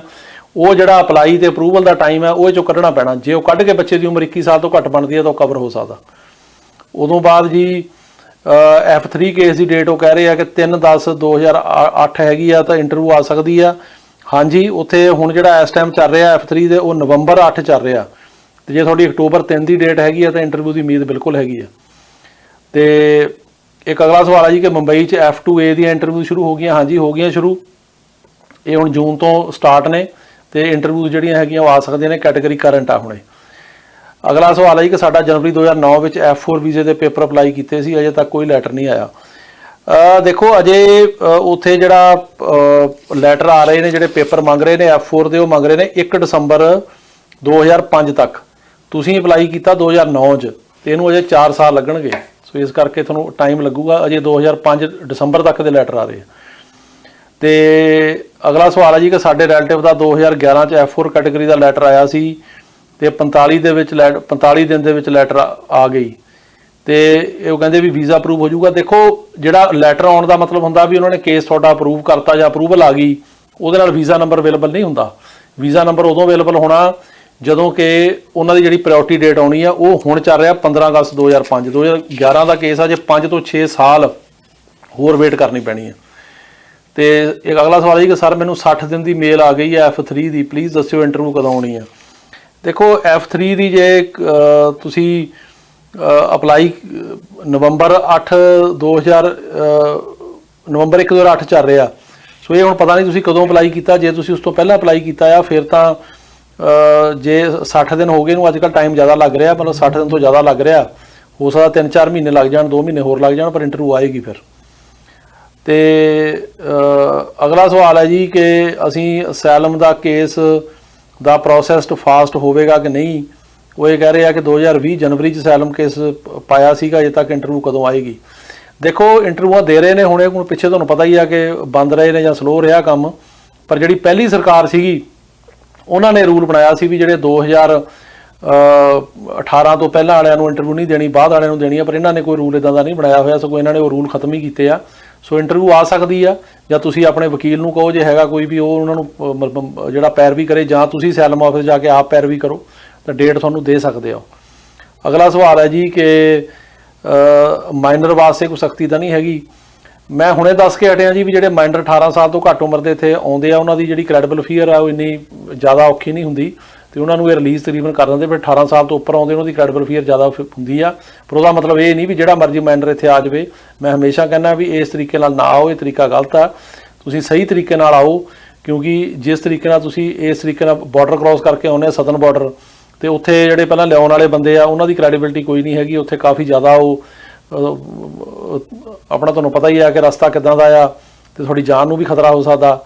ਪਲੱਸ ਇਹ ਇਲੀਗਲ ਤਰੀਕਾ ਇਹਦਾ ਆਉਣਾ ਨਹੀਂ ਚਾਹੀਦਾ। ਅਗਲਾ ਸਵਾਲ ਹੈ ਜੀ ਕਿ ਸਰ ਤੁਹਾਨੂੰ ਕਿਹੜੇ ਮਹੀਨੇ ਦੀਆਂ F4 ਇੰਟਰਵਿਊਜ਼ ਮਿਲੀਆਂ, ਪਲੀਜ਼ ਸਾਨੂੰ ਦੱਸੋ। ਮੈਂ ਹੁਣੇ ਦੱਸ ਕੇ ਹਟਿਆ ਜੀ ਕਿ F4 ਇੰਟਰਵਿਊ ਜਿਹੜੀ ਹੈਗੀ ਆ ਉਹ 15 ਅਗਸਤ 2005 ਚੱਲ ਰਿਹਾ। ਸੋ ਜਿਨ੍ਹਾਂ ਦਾ 5 ਅਗਸਤ ਤੋਂ ਪਹਿਲਾਂ ਦਾ, ਜਿਵੇਂ ਮਈ ਦਾ, ਜੂਨ ਦਾ, ਅਪ੍ਰੈਲ ਦਾ, ਉਹਨਾਂ ਦੀਆਂ ਡੇਟਾਂ ਆ ਰਹੀਆਂ ਹੁਣ, ਤੇ ਉਹ ਪਹਿਲਾਂ ਬੰਦ ਸੀਗੀਆਂ। 2 ਮਹੀਨੇ ਡੇਟਾਂ ਹੁਣ ਸ਼ੁਰੂ ਹੋ ਗਈਆਂ ਨੇ। ਅਗਲਾ ਸਵਾਲ ਹੈ ਜੀ ਕਿ ਇਹ ਕਹਿ ਰਹੇ ਆ ਕਿ ਸਰ ਮੇਰੀ ਪਟੀਸ਼ਨ 2016 'ਚ ਫਾਈਲ ਹੋਈ ਸੀ, ਮੰਥ ਅਗੋ ਉਹਨਾਂ ਨੇ ਕੁਝ ਡਾਕੂਮੈਂਟ ਦੇਣ ਲਈ ਕਿਹਾ ਸੀਗਾ ਤੇ ਮੌਮ ਨੇ ਪਟੀਸ਼ਨ ਫਾਈਲ ਕੀਤੀ ਆ ਤੇ ਕਿੰਨਾ ਟਾਈਮ ਲੱਗੂਗਾ। ਜੇ ਤੁਹਾਡੀ 16 'ਚ ਫਾਈਲ ਕੀਤੀ ਆ, ਤੁਸੀਂ ਮੇਰਾ ਖਿਆਲ ਆ ਗੱਲ ਕਰ ਰਹੇ ਹੋ F2B ਪਟੀਸ਼ਨ ਦੀ, ਤੇ ਇਹ ਜਿਹੜੀ ਹੈਗੀ ਆ ਇਹ ਜਿਹੜਾ ਗ੍ਰੀਨ ਕਾਰਡ ਹੋਲਡਰ ਅਪਲਾਈ ਕਰਦਾ ਅਨਮੈਰਿਡ ਬੱਚੇ ਦਾ। ਸੋ ਇੱਥੇ 15 ਸਤੰਬਰ 2015 ਚੱਲ ਰਿਹਾ ਤੇ ਤੁਹਾਡੀ ਵਾਰੀ ਆਉਣੀ ਚਾਹੀਦੀ ਹੈ ਜਲਦੀ। ਜੇ ਹੁਣ ਤੁਹਾਡਾ 2016 'ਚ ਅਪਲਾਈ ਕੀਤਾ ਆ ਤਾਂ 6 ਮਹੀਨੇ ਤੋਂ ਸਾਲ ਦੇ ਵਿੱਚ ਵਾਰੀ ਆਉਣੀ ਚਾਹੀਦੀ ਹੈ। ਅਗਲਾ ਸਵਾਲ ਹੈ ਜੀ ਕਿ ਮੇਰਾ I-730 ਪਟੀਸ਼ਨ ਅਪਲਾਈ ਕੀਤਾ ਸੀ ਤੇ ਲੈਟਰ ਆਇਆ USCIS ਤੋਂ, ਤੇ ਫਾਰਮ ਉਹਨਾਂ ਨੇ ਜਿਹੜਾ I-797 ਹੈ ਇਹਦਾ ਐਕਸ਼ਨ ਦਾ ਲੈਟਰ ਆ ਕਿ ਅਪਲਾਈ ਹੋ ਗਿਆ, ਉਹਨਾਂ ਦਾ ਰਿਸੀਵਿੰਗ ਲੈਟਰ ਆ। ਇਹਦਾ ਮਤਲਬ ਇਹ ਨਹੀਂ ਕਿ ਕੇਸ ਅਜੇ ਅਪਰੂਵ ਹੋ ਗਿਆ, ਤੁਹਾਨੂੰ ਵੇਟ ਕਰਨੀ ਪੈਣੀ ਹੈ ਅਪਰੂਵਲ ਦੀ। ਇਹ ਉਹਨਾਂ ਦਾ ਤਾਂ ਅਜੇ ਜਿਹੜਾ ਹੈਗਾ ਨੋਟਿਸ ਜਾਂ ਰਸੀਟ ਨੋਟਿਸ ਆ ਤੁਹਾਡਾ ਕੇਸ ਲੱਗ ਗਿਆ। ਸਰ ਇਹ ਦੱਸੋ ਕਿ F4 ਵੀਜ਼ੇ ਦੀ ਕਿਸ ਮਹੀਨੇ ਦੀ ਇੰਟਰਵਿਊ ਆਈ ਹੈ। F4 ਦੀਆਂ ਇੰਟਰਵਿਊ ਆ ਰਹੀਆਂ ਜੀ 15 ਅਗਸਤ 2005 ਤੱਕ। ਸੋ 15 ਅਗਸਤ 2005 ਤੋਂ ਪਹਿਲਾਂ ਸਾਰਿਆਂ ਦੀਆਂ ਆ ਰਹੀਆਂ ਨੇ। ਅਗਲਾ ਜੀ ਸਵਾਲ ਕਿ ਸਰ USA ਇੰਗਲਿਸ਼ ਸਿੱਖਣ ਲਈ ਕਿਹੜਾ ਵੀਜ਼ਾ ਹੈ ਤੇ ਵੀਜ਼ੇ ਦੇ ਤੇ ਆ ਸਕਦੇ ਆ ਕਿ ਨਹੀਂ। ਇੰਗਲਿਸ਼ ਸਿੱਖਣ ਲਈ ਤਾਂ ਕੋਈ ਵੀਜ਼ਾ ਨਹੀਂ ਹੈਗਾ ਅਮਰੀਕਾ ਦਾ। ਉਹ ਤਾਂ ਜਿਹੜੇ ਵਿਜ਼ਟਰ ਵੀਜ਼ੇ ਹੁੰਦੇ ਨੇ ਜਾਂ B1 B2 ਉਹ ਤਾਂ ਇਸ ਕਰਕੇ ਹੁੰਦੇ ਵੀ ਘੁੰਮ ਫਿਰ ਕੇ ਜਾਣਾ ਬੰਦੇ ਨੇ, ਜਾਂ ਜਿਹੜੇ ਹੋਰ ਫਿਰ ਨਾਨ ਇਮੀਗ੍ਰੈਂਟ ਵੀਜ਼ੇ ਨੇ H1 ਹੋ ਗਿਆ, F1 ਹੋ ਗਿਆ ਜਾਂ L1 ਹੋ ਗਿਆ, ਉਹਨਾਂ ਦਾ ਇੰਗਲਿਸ਼ ਸਿਖਾਉਣ ਵਾਸਤੇ ਤਾਂ ਹੈ ਨਹੀਂ, ਪਰ ਆਮ ਤੌਰ 'ਤੇ ਇੰਗਲਿਸ਼ ਇਹਨਾਂ 'ਚ ਆਉਣੀ ਚਾਹੀਦੀ ਹੈ। ਜੇ ਇੰਗਲਿਸ਼ ਬਿਲਕੁਲ ਹੀ ਨਹੀਂ ਆਉਂਦੀ ਤਾਂ ਫਿਰ ਉਹ ਵੀਜ਼ੇ ਰਿਫਿਊਜ਼ ਹੋ ਸਕਦੇ ਆ। ਅਗਲਾ ਸਵਾਲ ਹੈ ਜੀ ਕਿ USA ਟਰੈਵਲ ਕਰਨ ਲਈ ਕਿਹੜੀ ਵੈਕਸੀਨ ਲਗਵਾਉਣੀ ਜ਼ਰੂਰੀ ਹੈ। ਦੇਖੋ ਇਹ ਨਹੀਂ ਹੈ ਵੀ ਕਿਹੜੀ ਲਵਾਉਣੀ ਹੈ, ਲਵਾਉਣੀ ਜ਼ਰੂਰੀ ਹੈ। ਜਿਹੜੀ ਵੀ ਤੁਹਾਡੀ ਕੰਟਰੀ ਦੇ ਵਿੱਚ ਅਵੇਲੇਬਲ ਆ ਉਹ ਤੁਸੀਂ ਲਵਾ ਲਓ, ਪਰ ਇੱਦਾਂ ਦੀ ਕੋਈ ਬੰਦਿਸ਼ ਨਹੀਂ ਹੈਗੀ ਵੀ ਫਲਾਣੀ ਲਵਾਉਣੀ ਹੈ। ਜਿਵੇਂ ਇੱਥੇ ਹੁਣ ਫਾਈਜ਼ਰ ਲੱਗਦੀ ਹੈ ਜਾਂ ਮੋਡਰਨਾ ਲੱਗਦੀ ਹੈ ਜਾਂ ਜੌਨਸਨ ਹੈ, ਉਹ ਕੋਈ ਲਵਾਉਣ ਦੀ ਇੱਦਾਂ ਦੀ ਰਿਕੁਆਇਰਮੈਂਟ ਹੈ ਨਹੀਂ। ਸਾਰੇ ਦੱਸੋ ਕਿ F4 ਕੈਟਾਗਰੀ ਦੇ ਵਿੱਚ 2005 ਦੀਆਂ ਜਿਹੜੀਆਂ ਇੰਟਰਵਿਊਜ਼ ਹੈਗੀਆਂ ਉਹ ਹੋ ਰਹੀਆਂ ਨੇ, ਕਿਹੜੇ ਮਹੀਨੇ ਦੀਆਂ ਹੋ ਰਹੀਆਂ? F4 ਕੈਟਾਗਰੀ ਜੀ 15 ਅਗਸਤ 2005 ਚੱਲ ਰਿਹਾ। ਹੁਣ 15 ਅਗਸਤ 2005 ਤੋਂ ਪਹਿਲੀਆਂ ਹੋ ਰਹੀਆਂ ਨੇ, ਚਾਹੇ ਕਿਸੇ ਨੇ ਮਾਰਚ 5 'ਚ ਕੀਤਾ ਜਾਂ ਅਪ੍ਰੈਲ ਕੀਤਾ ਜਾਂ ਮਈ 'ਚ ਕੀਤਾ, ਉਹਨਾਂ ਦੀਆਂ ਹੋ ਰਹੀਆਂ ਜੀ। ਸਰ ਸਾਡਾ ਕੇਸ F4 ਕੈਟਾਗਰੀ ਦਾ ਦਸੰਬਰ 2006 ਦਾ ਆ, ਤੇ ਅਪਰੂਵਲ ਲੈਟਰ ਸਾਡੀ 3 ਸਾਲ ਬਾਅਦ ਆਈ ਆ, ਤੇ ਉਮਰ ਸਾਡੀ ਹੁਣ 27 ਸਾਲ ਹੋ ਗਈ ਆ, ਤੇ ਕੀ ਅਸੀਂ ਆ ਸਕਦੇ ਹਾਂ? ਦੇਖੋ 2006 ਦਸੰਬਰ ਦਾ ਜੇ ਤਾਂ ਸਾਲ ਲੱਗੂਗਾ ਤੁਹਾਡੀ ਇੰਟਰਵਿਊ ਆਉਣ ਲਈ, ਤੇ ਜੇ ਤੁਹਾਡੀ 3 ਸਾਲਾਂ ਬਾਅਦ ਆਈ ਆ ਤਾਂ ਹੋ ਸਕਦਾ child stats protection act under ਤੁਸੀਂ ਕਵਰ ਨਾ ਹੋ। ਪਹਿਲਾਂ ਜਿਹੜੀ ਹੈਗੀ ਪ੍ਰਾਇਓਰਟੀ ਡੇਟ ਆ ਜਾਵੇ, ਉਸ ਹਿਸਾਬ ਨਾਲ ਫਿਰ ਦੇਖਣਾ ਪਏਗਾ ਵੀ ਕਿ ਤੁਸੀਂ ਉਹਦੀ ਕੈਲਕੂਲੇਸ਼ਨ 'ਚ ਆਉਂਦੇ ਆ ਕਿ ਨਹੀਂ ਆਉਂਦੇ। ਅਗਲਾ ਸਵਾਲ ਹੈ ਜੀ ਕਿ ਸਟੱਡੀ ਵੀਜ਼ੇ ਬਾਰੇ ਦੱਸਣਾ। ਸਟੱਡੀ ਵੀਜ਼ੇ ਬਾਰੇ ਜਿਹੜਾ F1 ਵੀਜ਼ਾ ਆ ਉਹਦੇ ਵਾਸਤੇ ਪਹਿਲਾਂ ਐਡਮਿਸ਼ਨ ਲੈਣੀ ਪੈਂਦੀ ਆ ਉਹਨਾਂ ਸਕੂਲਾਂ ਕਾਲਜਾਂ 'ਚੋਂ ਜਿਹੜੇ ਸਕੂਲ ਕਾਲਜ ਕੇ ਅਪਰੂਵਡ ਨੇ ਇਮੀਗ੍ਰੇਸ਼ਨ ਦੁਆਰਾ, ਤੇ ਉਹਨਾਂ ਤੋਂ I-20 ਫਾਰਮ ਲੈਣਾ ਪੈਂਦਾ, ਫਿਰ ਅਪਲਾਈ ਕਰਨਾ ਪੈਂਦਾ। ਉਹਦੇ ਨਾਲ ਤੁਹਾਨੂੰ ਫੰਡ ਸ਼ੋਅ ਕਰਨੇ ਪੈਂਦੇ ਵੀ ਸਾਡੇ ਕੋਲ ਹੈਗੇ, ਐਫੀਡੇਵਿਟ ਆਫ ਸਪੋਰਟ ਜਾਂ ਕਿਸੇ ਤੋਂ ਲੈਣਾ ਪੈਂਦਾ, ਤੇ ਫਿਰ ਉਹ ਜਿਹੜਾ ਹੈਗਾ ਤੁਸੀਂ ਕੇਸ ਅੰਬੈਸੀ ਕੋਲ ਜਾਂਦਾ। ਅੱਗੇ ਅੰਬੈਸੀ ਦੀ ਮਰਜ਼ੀ ਆ ਕਿ ਉਹ ਵੀਜ਼ਾ ਦੇਵੇ ਜਾਂ ਨਾ ਦੇਵੇ। ਡਾਕੂਮੈਂਟ ਪੂਰੇ ਹੋਣ 'ਤੇ ਵੀ ਅੰਬੈਸੀ ਨਾ ਕਰ ਸਕਦੀ ਹੈ ਵੀਜ਼ਾ ਦੇਣ ਤੋਂ, ਪਰ ਜੇ ਮਿਲ ਜਾਵੇ ਤਾਂ ਫਿਰ ਤੁਹਾਨੂੰ ਇੱਥੇ ਆ ਕੇ ਉਨੀ ਦੇਰ ਪੜ੍ਹਨਾ ਪੈਂਦਾ। ਤੇ ਅਗਲਾ ਸਵਾਲ ਹੈ ਜੀ ਕਿ ਮੇਰਾ ਬੇਟਾ 2017 ਵਿੱਚ ਬਾਰਡਰ ਨਾਲ ਅਮਰੀਕਾ ਆਇਆ ਸੀ ਤੇ ਉਹਨੇ ਅਸਾਈਲਮ ਕੇਸ ਫਾਈਲ ਕੀਤਾ ਸੀ। ਜੁਲਾਈ 22 ਦੀ ਉਹਦੀ ਡੇਟ ਆ, ਪਰ ਇਹ ਤਾਂ ਗ੍ਰੀਨ ਕਾਰਡ, ਸਾਡਾ ਬੇਟਾ ਅਨਮੈਰਿਡ ਹੈ, ਅਸੀਂ ਗ੍ਰੀਨ ਕਾਰਡ ਹੋਲਡਰ ਹਾਂ, ਤੇ ਅਸੀਂ ਫੈਮਿਲੀ ਕੇਸ ਲਾਇਆ। ਉਹ ਕੇਸ ਵਿੱਚ ਜਿਹੜਾ ਕੇਸ NBC ਕੋਲ ਆ ਉਹ 'ਚ ਉਹਨੂੰ ਫਾਇਦਾ ਹੋ ਜਾਏਗਾ। ਦੇਖੋ ਇਸ ਤਰ੍ਹਾਂ ਆ, ਜਦੋਂ ਇੱਥੇ ਉਹ ਬਾਰਡਰ ਕ੍ਰਾਸ ਕਰਕੇ ਆ ਗਿਆ ਤੇ ਤੁਹਾਡਾ ਜਿਹੜਾ ਕੇਸ ਆ ਉਹਨੂੰ ਕੋਈ ਐਡਾ ਫਾਇਦਾ ਨਹੀਂ ਹੋਣਾ ਇੱਥੇ, ਲੇਕਿਨ ਜਿਹੜਾ ਉਹ ਆਪਣਾ ਅਸਾਈਲਮ ਦਾ ਕੇਸ ਆ ਜੇ ਉਹ ਪਾਸ ਹੋ ਗਿਆ ਉੱਤੇ ਗ੍ਰੀਨ ਕਾਰਡ ਮਿਲ ਸਕਦਾ। ਪਰ ਤੁਸੀਂ ਜਿਹੜਾ ਕੇਸ ਲਾਇਆ, ਕਿਉਂਕਿ ਉਹਦੀ ਐਂਟਰੀ ਇਲੀਗਲ ਹੈ, ਉੱਦਾਂ ਹੀ ਆਇਆ ਬਾਰਡਰ ਕ੍ਰਾਸ ਕਰਕੇ, ਉਹਦੇ ਅੰਡਰ ਉਹਨੂੰ ਇੱਥੇ ਕੁਝ ਨਹੀਂ ਮਿਲਣਾ। ਅਗਲਾ ਸਵਾਲ ਹੈ ਜੀ ਕਿ ਉਹ ਇਹ ਕਹਿ ਰਹੇ ਨੇ ਕਿ ਮੇਰੇ 2 ਬੱਚੇ ਨੇ, ਇੱਕ 10 ਸਾਲ ਤੇ 7 ਸਾਲ ਦਾ, ਤੇ ਸਾਡੀ ਜਿਹੜੀ ਗਰੰਟੀ ਹੈਗੀ US ਸਿਟੀਜ਼ਨ ਮੇਰਾ ਰਿਲੇਟਿਵ ਆ, ਤੇ ਉਹਨਾਂ ਨਾਲ ਅਸੀਂ ਬਾਰਡਰ ਪਾਰ ਕਰਨਾ ਹੈ। ਤੁਸੀਂ ਦੱਸੋ ਕਿ ਹੁਣ ਟਾਈਮ ਠੀਕ ਹੈ ਕਿ ਨਹੀਂ? ਮੈਂ ਤਾਂ ਇਹ ਗੱਲ ਕਹਿੰਦਾ ਜੀ, ਬਾਰਡਰ ਪਾਰ ਕਰਕੇ ਇਸ ਤਰੀਕੇ ਨਾਲ ਆਉਣਾ ਹੀ ਨਹੀਂ ਚਾਹੀਦਾ, ਕਿਉਂਕਿ ਇਹ ਤਰੀਕਾ ਗਲਤ ਹੈ। ਇਹਦੇ ਨਾਲ ਕਾਫੀ ਜ਼ਿਆਦਾ ਉੱਥੇ ਇੰਨੀ ਗਰਮੀ ਹੈ, ਉੱਥੇ ਡੈਜ਼ਰਟ ਹੈ, ਤੁਹਾਡੀ ਜਾਨ ਨੂੰ ਵੀ ਖਤਰਾ ਹੋ ਸਕਦਾ। ਜਿਹੜੇ ਬੰਦੇ ਲਿਆਉਂਦੇ ਆ ਉਹਨਾਂ ਦੀ ਕੋਈ ਕ੍ਰੈਡੀਬਿਲਿਟੀ ਨਹੀਂ, ਉਹਨਾਂ ਦਾ ਕੋਈ ਦੀਨਮਾਨ ਨਹੀਂ, ਸੋ ਇਸ ਕਰਕੇ ਇਸ ਤਰੀਕੇ ਨਾਲ ਨਹੀਂ ਆਉਣਾ ਚਾਹੀਦਾ। ਦੂਜੀ ਲਾਅ ਦੀ ਵਾਇਲੇਸ਼ਨ ਆ, ਸੋ ਇਸ ਤਰੀਕੇ ਨਾਲ ਬਿਲਕੁਲ ਨਾ ਆਓ, ਲੀਗਲ ਤਰੀਕੇ ਨਾਲ ਆਓ। ਇਹ ਤਰੀਕਾ ਆਉਣ ਵਾਸਤੇ ਗਲਤ ਆ। ਪਰ ਜਿਹੜੀ ਪਾਲਿਸੀ ਆ ਅਮਰੀਕਾ ਦੀ, ਉਹਦੇ ਬਾਰੇ ਦੱਸ ਦਿੰਦਾ। ਉਹ ਇਹ ਹੈਗੀ ਆ ਕਿ ਜਿਹੜੇ ਮਾਂ-ਬਾਪ ਛੋਟੇ ਬੱਚਿਆਂ ਨਾਲ ਆਉਂਦੇ ਆ ਉਹਨਾਂ ਨੂੰ ਇਹ 72 ਘੰਟੇ ਦੇ ਵਿੱਚ ਰਿਲੀਜ਼ ਕਰਦੇ ਆ। ਸਾਲ ਦੇ ਵਿੱਚ ਉਹਨਾਂ ਦਾ ਡਿਸੀਜਨ ਆ ਉਹ ਇਮੀਗ੍ਰੇਸ਼ਨ ਜੱਜ ਨੂੰ ਦੇਣਾ ਪੈਂਦਾ। ਜਿਹੜੇ 18 ਸਾਲ ਤੋਂ ਉੱਪਰ ਆਉਂਦੇ ਆ ਉਹਨਾਂ ਦੀ ਕ੍ਰੈਡੀਬਲ ਫੀਅਰ ਇੰਟਰਵਿਊ ਹੁੰਦੀ ਆ, ਉਹਦੇ ਜੇ ਉਹ ਪਾਸ ਹੋ ਜਾਣ ਤਾਂ ਫਿਰ ਉਹਨਾਂ ਦਾ ਜਿਹੜਾ ਕੇਸ ਆ ਉਹ ਬੌਂਡ ਵਗੈਰਾ ਲਈ ਹੁੰਦਾ। ਜੇ ਨਾ ਪਾਸ ਹੋਣ ਤਾਂ ਇਮੀਗ੍ਰੇਸ਼ਨ ਜੱਜ ਕੋਲ ਇੱਕ ਵਾਰੀ ਇੰਟਰਵਿਊ ਹੁੰਦੀ ਆ, ਜੇ ਉੱਥੇ ਵੀ ਫੇਲ ਹੋ ਜਾਣ ਫਿਰ ਉਹਨਾਂ ਨੂੰ ਡਿਪੋਰਟ ਕਰ ਦਿੱਤਾ ਜਾਂਦਾ। ਅਗਲਾ ਜੀ ਕਿ ਸਾਡੀ 2010 'ਚ F4 ਫਾਈਲ ਲੱਗੀ ਆ ਤੇ DNA ਕਲੀਅਰ ਹੋ ਗਿਆ, ਕਿੰਨਾ ਟਾਈਮ ਲੱਗੂਗਾ? ਅਜੇ ਜੀ ਉੱਥੇ ਚੱਲ ਰਿਹਾ 15 ਅਗਸਤ 2005 ਤੇ ਜੇ 10 'ਚ ਲੱਗੀ ਆ ਜੀ ਤਾਂ ਅਜੇ ਤੁਹਾਨੂੰ 5 ਸਾਲ ਹੋਰ ਲੱਗਣਗੇ। DNA ਕਲੀਅਰ ਹੋਣ ਨਾਲ ਟਾਈਮ ਨਹੀਂ ਘੱਟ ਜਾਣਾ। ਉਹਦਾ ਤਾਂ ਇਹ ਫਾਇਦਾ ਹੋਊਗਾ ਵੀ ਰਿਲੇਸ਼ਨਸ਼ਿਪ ਸਟੈਬਲਿਸ਼ ਹੋ ਜਾਊਗੀ, ਵਾਕਈ ਤੁਸੀਂ ਭਰਾ ਭੈਣ ਹੋ, ਪਰ ਜਿਹੜਾ ਟਾਈਮ ਆ ਉਨਾ ਹੀ ਲੱਗਣਾ ਜੀ। ਤੇ ਅਗਲਾ ਜੀ ਕਿ ਇਹ ਕਹਿ ਰਹੇ ਨੇ ਕਿ ਅਸੀਂ ਇੱਥੇ ਆਉਣਾ ਚਾਹੁੰਦੇ ਆ ਅਮਰੀਕਾ ਦੇ ਵਿੱਚ, ਤੇ ਬਾਰਡਰ ਦੀ ਕੰਡੀਸ਼ਨ ਬਾਰੇ ਦੱਸੋ, ਸਾਨੂੰ ਜਵਾਬ ਜ਼ਰੂਰ ਦਿਓ। ਮੈਂ ਹੁਣੇ ਦੇ ਕੇ ਹਟਿਆ ਜੀ ਕਿ ਇਹ ਤਰੀਕੇ ਨਾਲ ਨਹੀਂ ਆਉਣਾ ਚਾਹੀਦਾ, ਇਹ ਤਰੀਕਾ ਖਤਰਨਾਕ ਹੈ, ਇਹ ਤਰੀਕਾ ਗਲਤ ਆ, ਵੀ ਸਹੀ ਤਰੀਕੇ ਨਾਲ ਆਓ। ਪਰ ਜਿਹੜੀ ਪੋਜੀਸ਼ਨ ਹੈਗੀ ਆ ਉਹ ਇਹ ਹੈਗੀ ਆ ਕਿ ਜਿਹੜੇ ਫੈਮਿਲੀ ਦੇ ਨਾਲ ਆਉਂਦੇ ਉਹਨਾਂ ਨੂੰ 72 ਘੰਟੇ 'ਚ ਰਿਲੀਜ਼ ਕਰਨ ਦੇ ਜੇ ਗਰੰਟਰ ਹੋਵੇ ਕੋਈ। ਜਿਹੜੇ 18 ਸਾਲ ਤੋਂ ਉੱਪਰ ਉਮਰ ਦੇ ਆਉਂਦੇ ਆ ਉਹਨਾਂ ਨੂੰ ਇਹ ਕ੍ਰੈਡੀਬਲ ਫੀਅਰ 'ਚੋਂ ਲੰਘਣਾ ਪੈਂਦਾ, ਤੇ ਉਹ ਸਾਰਾ ਪ੍ਰੋਸੈਸ ਆ। ਤੇ ਅਗਲਾ ਜੀ ਕਿ ਸਾਡੀ F4 ਕੈਟੇਗਰੀ ਦਾ ਕੇਸ ਜੁਲਾਈ 6 'ਚ ਅਪਲਾਈ ਹੋਇਆ, ਤੇ ਸਾਡੇ ਤੋਂ ਅਜੇ ਤੱਕ NVC ਨੇ ਕੋਈ ਡਾਕੂਮੈਂਟ ਨਹੀਂ ਮੰਗੇ, ਕਿੰਨਾ ਟਾਈਮ ਲੱਗੂਗਾ? NVC ਜਿਹੜੇ ਡਾਕੂਮੈਂਟ ਮੰਗ ਰਹੀ ਹੈ ਜੀ, ਉਹਦੀ ਜਿਹੜੀ ਹੁਣ ਡੇਟ ਆ ਜੁਲਾਈ ਦੇ ਵੀਜ਼ਾ ਬੁਲਟਨ ਦੇ ਮੁਤਾਬਕ ਉਹ ਦਸੰਬਰ 2005 ਆ। ਸੋ ਤੁਹਾਡਾ ਇਹ ਜੁਲਾਈ 2006 'ਚ ਹੋਇਆ, ਜੇ ਵੇਟ ਕਰੋ ਜੇ ਤੁਹਾਨੂੰ 4-5 ਮਹੀਨੇ ਹੋਰ ਲੱਗਣਗੇ, ਹੋ ਸਕਦਾ 2-3 ਮਹੀਨੇ 'ਚ ਹੀ ਮੰਗ ਲੈਣ, ਪਰ ਇਹਨੂੰ ਟਾਈਮ ਲੱਗੇਗਾ ਜੀ। ਉਦੋਂ ਬਾਅਦ ਅਗਲਾ ਹੈਗਾ ਜੀ ਕਿ ਕੀ ਵਿਜ਼ਟਰ ਵੀਜ਼ੇ ਨੂੰ ਖੇਤੀਬਾੜੀ ਵਰਕ ਪਰਮਿਟ ਬਦਲਿਆ ਜਾ ਸਕਦਾ। ਦੇਖੋ, ਜੋ ਬੰਦਾ ਵਿਜ਼ਟਰ ਵੀਜ਼ੇ 'ਚ ਆਉਂਦਾ ਉਹਨੂੰ ਉਹ ਚੇਂਜ ਕਰਾਉਣ ਲਈ ਅਪਲਾਈ ਤਾਂ ਕਰ ਸਕਦਾ, ਚਾਹੇ ਸਟੂਡੈਂਟ 'ਚ ਕਰ ਲਵੇ, H1 'ਚ ਕਰ ਲਵੇ, ਜਾਂ ਜਿਹੜੇ ਹੋਰ ਕਿਸੇ ਵੀਜ਼ੇ 'ਚ ਕਰ ਲਵੇ, ਜਾਂ ਐਗਰੀਕਲਚਰ ਵਰਕ ਵਾਲੇ 'ਚ। ਪਰ ਇੰਟੈਂਟ ਦੀ ਪ੍ਰੋਬਲਮ ਆ ਜਾਂਦੀ ਆ ਕਿ ਉਹਨਾਂ ਨੂੰ ਇਹ ਅਪਰੂਵ ਕਰਨਾ ਪੈਂਦਾ ਕਿ ਤੁਸੀਂ ਇੱਥੇ ਘੁੰਮਣ ਫਿਰਨ ਆਏ ਹੋ ਕਿ ਤੁਸੀਂ ਇਹ 'ਚ ਕਨਵਰਟ ਕਰਨ ਆਏ ਹੋ। ਸੋ ਇੰਟੈਂਟ ਕਰਕੇ ਉਹ ਡਿਨਾਈ ਕੀਤਾ ਜਾ ਸਕਦਾ। ਉਦੋਂ ਬਾਅਦ ਜੀ ਆਖਰੀ ਸਵਾਲ ਅੱਜ ਦਾ ਇਹ ਆ ਕਿ ਉਹ ਇਹ ਕਹਿ ਰਹੇ ਆ ਕਿ ਇਮੀਗ੍ਰੇਸ਼ਨ ਰਿਫਾਰਮ ਬਾਰੇ ਕੋਈ ਦੱਸੋ। ਇਮੀਗ੍ਰੇਸ਼ਨ ਰਿਫਾਰਮ ਅਜੇ ਅਟਕਿਆ ਪਿਆ ਜੀ, ਹਾਊਸ ਦੇ ਵਿੱਚੋਂ ਸੈਨੇਟ 'ਚ ਗਿਆ, ਸੈਨੇਟ ਦੇ ਵਿੱਚ ਬੜੀਆਂ ਮੀਟਿੰਗਾਂ ਹੋਈਆਂ ਪਰ ਉਹ ਗੱਲ ਕਿਸੇ ਪਾਸੇ ਲੱਗੀ ਨਹੀਂ, ਅਤੇ ਹੁਣ ਅਜੇ ਕੁਛ ਨਹੀਂ ਪਤਾ ਵੀ ਇਹਨੂੰ ਕਿੰਨਾ ਟਾਈਮ ਲੱਗੂਗਾ। ਜਿਹੜਾ ਹੁਣ ਇਨਫਰਾਸਟਰਕਚਰ ਬਿੱਲ ਆ ਉਹਦੇ ਬਾਰੇ ਲਾਸਟ ਵੀਕ ਮੀਟਿੰਗ ਹੋਈ ਸੀ, ਉਹਨੂੰ ਸਹਿਮਤੀ ਹੋ ਗਈ ਆ, ਅਤੇ ਉਹ ਜੇ ਪਾਸ ਹੁੰਦਾ ਤਾਂ ਉੱਥੋਂ ਥੋੜ੍ਹੀ ਆਸ ਦੀ ਕਿਰਨ ਹੋਏਗੀ ਵੀ ਸ਼ਾਇਦ ਬਾਈ ਪਾਰਟੀਜ਼ਨ ਹੋ ਜਾਵੇ। ਅਤੇ ਬਾਕੀ ਜਿਹੜਾ ਹੈਗਾ ਹੁਣ ਦੇਖਣ ਵਾਲੀ ਗੱਲ ਆ। ਇਹਦੇ ਨਾਲ ਇਹਨਾਂ ਨੇ ਇੱਕ ਹੋਰ ਸਵਾਲ ਪੁੱਛਿਆ ਕਿ ਜੀ ਸਾਡੇ ਰਿਸ਼ਤੇਦਾਰਾਂ ਨੇ USA ਵੀਜ਼ੇ ਲਈ F4 2011 ਦੇ ਵਿੱਚ ਦਸੰਬਰ 'ਚ ਅਪਲਾਈ ਕੀਤਾ ਸੀ, ਅਤੇ ਉਹਨਾਂ ਨੂੰ ਫਾਈਲ ਖੁੱਲ੍ਹਣ ਦੇ ਦੂਤਾਵਾਸ ਤੋਂ ਪੱਤਰ ਮਿਲਿਆ ਹੈ, ਅਤੇ 45 ਦਿਨਾਂ ਦੇ ਵਿੱਚ ਉਹਨਾਂ ਨੂੰ ਇਹ ਆਇਆ ਵੀ ਆਪਣੀਆਂ ਚੀਜ਼ਾਂ ਇਕੱਤਰ ਕਰੋ। ਦੇਖੋ, ਇਸ ਤਰ੍ਹਾਂ ਆ, ਜਿਹੜੀ ਪ੍ਰਾਇਓਰਟੀ ਡੇਟ ਚੱਲ ਰਹੀ ਹੈ F4 ਦੀ 15 ਅਗਸਤ 2005। ਜਿਹੜੇ ਡਾਕੂਮੈਂਟ ਮੰਗ ਰਹੇ ਆ ਉਹ ਮੰਗ ਰਹੇ ਹੈਗੇ ਆ ਉਹ 1 ਦਸੰਬਰ 2005। ਸੋ ਜੇ ਤੁਹਾਡੇ ਕੋਲ ਉਹਨਾਂ ਨੇ ਅਪਰੂਵਲ ਆ ਗਈ ਚੀਜ਼ਾਂ ਮੰਗੀ ਤਾਂ ਮਤਲਬ ਇਹ ਨਹੀਂ ਵੀ ਵੀਜ਼ਾ ਮਿਲ ਜੂਗਾ, ਅਜੇ ਤੁਹਾਡੀ ਪ੍ਰਾਇਓਰਟੀ ਡੇਟ ਨਹੀਂ ਆਈ, ਤੁਹਾਨੂੰ ਵੇਟ ਕਰਨੀ ਪੈਣੀ ਆ। ਜੇ 11 ਦਾ ਹੈਗਾ ਜੇ ਘੱਟੋ 4 ਤੋਂ 5 ਸਾਲ। ਸੋ ਇਹ ਸੀਗੇ ਤੁਹਾਡੇ ਸਵਾਲਾਂ ਦੇ ਜਵਾਬ, ਤੇ ਆਸ ਕਰਦੇ ਹਾਂ ਕਿ ਤੁਹਾਨੂੰ ਇਹ ਵੀਡੀਓ ਪਸੰਦ ਆਈ ਹੋਏਗੀ। ਇਹਨੂੰ ਵੱਧ ਤੋਂ ਵੱਧ ਸ਼ੇਅਰ ਕਰੋ, ਸਬਸਕ੍ਰਾਈਬ ਕਰੋ, ਲਾਈਕ ਕਰੋ। ਇਹਦੇ ਥੱਲੇ ਤੁਸੀਂ ਆਪਣੇ ਜਿਹੜੇ ਹੈਗੇ ਆ ਉਹ ਸਵਾਲ ਜਾਂ ਕਮੈਂਟ ਲਿਖੋ, ਤੇ ਮੇਰੀ ਕੋਸ਼ਿਸ਼ ਹੋਏਗੀ ਕਿ ਮੈਂ ਤੁਹਾਨੂੰ ਅਗਲੇ ਵੀਕ ਉਹਦੇ ਜਵਾਬ ਜ਼ਰੂਰ ਦਿਆਂਗਾ। ਤੇ ਆਪ ਸਾਰਿਆਂ ਦਾ ਬਹੁਤ ਧੰਨਵਾਦ। ਹੁਣ ਅਗਲੇ ਵੀਕ ਮਿਲਦੇ ਹਾਂ ਇਸ ਕਿਸਮ ਦੀਆਂ ਨਵੀਆਂ ਅਪਡੇਟਸ ਦੇ ਨਾਲ। ਸਤਿ ਸ਼੍ਰੀ ਅਕਾਲ ਜੀ। Jaspreet Singh, attorney at law, New York and California. Immigration, deportation, defense, appeals, family law ਅਤੇ bankruptcy ਲਈ ਸੰਪਰਕ ਕਰੋ। More than 17 years of legal experience. Jaspreet Singh, attorney at law.